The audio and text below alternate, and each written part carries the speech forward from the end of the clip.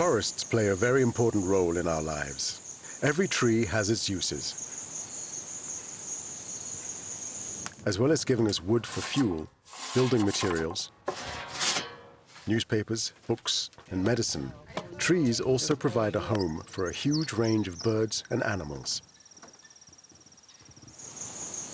Trees and forests play an important role in the world's ecosystems too. As well as acting as a huge air filter, removing carbon dioxide from the air, trees retain water in the soil and keep it moist. Without trees to cover it, soil is more vulnerable to the effects of harsh wind, rain, and sun. In many African countries, forests contribute significantly to the economy. More than 15 million people make their living out of trees, cutting them down to create space for farming, or logging them and selling them abroad. But despite our huge dependency on trees, their loss is one of the biggest problems facing Africa today. For every 28 trees cut down, only one is replanted. Now just 8% of Africa's original forest remains. In this film, we'll look at how people in different communities are managing their trees and land for the future. Whether for food, income, or the environment, we'll learn how if we look after trees, they'll look after us.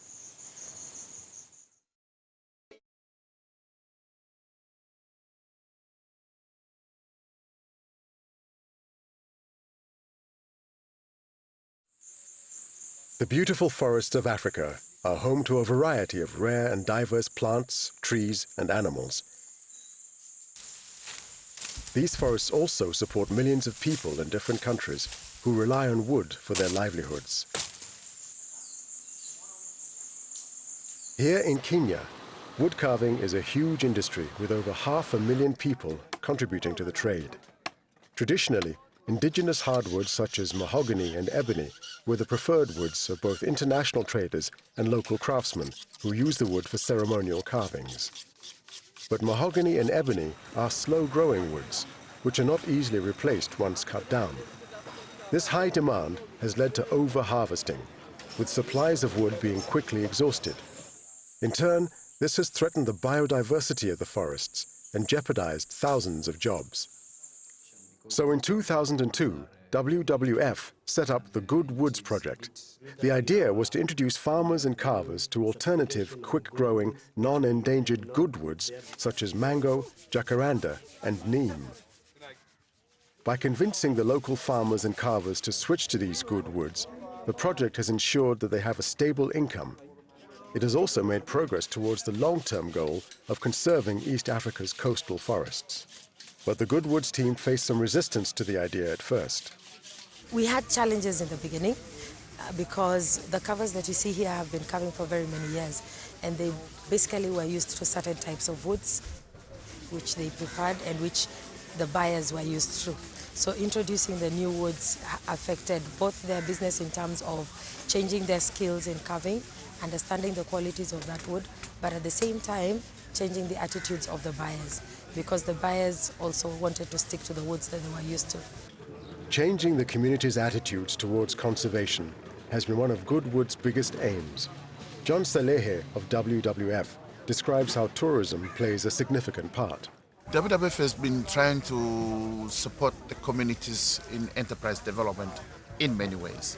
Good Woods is one of them. The tourists buying wood carving, tourists buying other handicrafts, basketry. Now the communities are making more money and they're putting more money into the bank. And this has changed the attitude of the communities around those areas in conservation. That it's because we have this sacred forest of ours, it's because of our culture, that's how we can get tourists. And if tourists come, we make more money. And tourists would like to visit somewhere there's something to see. If the forest is gone, there'll be nothing to see. At the Akamba Handicraft Cooperative, there are over 6,500 carvers who rely on wood to earn their living. But not all of them carve with good woods. In order to encourage more carvers to make the switch, WWF introduced a certification scheme for good woods. Essentially, certifying carvings means keeping checks on everything from start to finish. This way, information is known about the type of wood, the farmer who grew it, the carver who bought and carved it, and the customer who bought the final product. Alex Kubi explains more. First, we publish that we have received an order in this board here, and then members would come, queue up, and then as they register themselves to produce that particular order, and then we go to the logger to select the appropriate log to produce that product. He goes, he does that, and then I'll follow up on quality check, plus a prototype of that. And then together, we work out through the product, see through quality assurance system, take it to the kiln, and then back to the export department with a complete product. Now, after finishing that, we would come and publish the same from where it started, and then learning all over the history of that product from the beginning for the purposes of traceability. We have all captured in a document where we remain with, and then the customer or even the carver himself will know that I'm paid this much of money through this board here. And also the customer, when he's doing his follow-up, would come on the board and know, oh, my order is at this stage. It's a very important board. Peter Mungobi is a master carver. Originally a sandpaperer, he worked his way up and developed his skills as a carver. He has seen many benefits of the Goodwood scheme already. Before, when we used to carve with the other trees like mahogany, it was difficult because we had problems getting the wood. But the neem tree is much easier to get hold of, so we can now use that instead. Neem is not a hard wood like the other trees, so we can carve it faster. Plus it's soft, which makes it easier too. It has many good qualities and people are starting to realize that. The money that I get from carving helps my family a lot. I have a wife and child, and in the morning we can now have breakfast.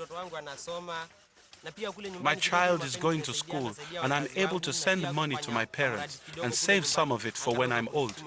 This money has allowed me to have another business, which gives me some more income. The link between carving and farming is an important one, as the preservation of the forests really begins here. Akamba has links with 3,000 neem farmers in Malindi via the Coastal Forest Farmers Association, and through their relationship, both carvers and farmers earn their living. Ichamis Maita is a training coordinator from CFFA. Our role is actually to give farmers skills for them to be able to produce products as an initiative actually for them to be able to grow trees. Because what we found is that after growing the trees for carving, then in between the farmer has to get something to be able to increase his income. And that's how we come in, we give them skills. Mama Patience is one farmer who has been taking advantage of the many uses of the neem tree and is a champion of neem in her local community in Malindi. The neem trees here, I have not planted any. They grow. Every time it rains, after the rains, they germinate. I just transplant them. You know, I just spread them out. I've been able to transplant a lot of the trees onto my farm, and I have been able to take care of the ones that I found. They grow very fast. You can see like this tree here. That's about 3 years old, and you can see its size. They grow very fast. As she is waiting for her trees to grow, Mama Patience is able to use the neem seeds to make soap, oil, and cake, all of which she can sell to her neighbors, giving her a valuable income. While I'm waiting for them to mature, I can still use, you can see these are seedlings. But as they grow, I am able to use the leaves, and when they start bearing, then I can use the seeds. The seeds, we crush them. We're using the oil press. We get the oil, we get the neem cake. We're able to sell for a bit of money. When I make soap, it's just bought in the neighborhood. I don't have to go far to sell my soap. My neighbors keep on coming, and they get the soap, and I get the income. So I think it's okay.